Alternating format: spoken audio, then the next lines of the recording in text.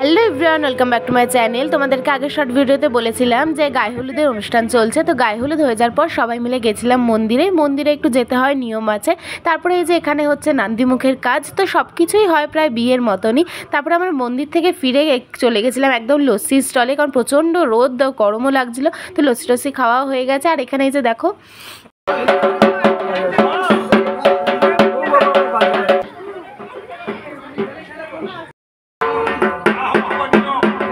বইতের অনুষ্ঠানও প্রায় পুরো শেষ হয়ে গেছে। এবার এই যে এখানে রাজবেশে পুরো সাজানো হয়, বলে যে ব্রহ্মচারীর যে সাজটা, তো সেই সাজেই পুরো সাজানো হয়েছে। তো বেশ মিষ্টি লাগছিল ওকে দেখতে। যে অনেক নিয়ম কানুন থাকে। এখন এই যে মামা ওকে গন্ডি পেরোতে দেবে না বলে কোলে তুলে নিয়েছে, আর ওর চোখও পুরো ঢেকে দেওয়া হয়েছে, কারণ ও এখন আর প্রায় ঘরের বাইরে বেরোতে পারবে না, সে কারণে।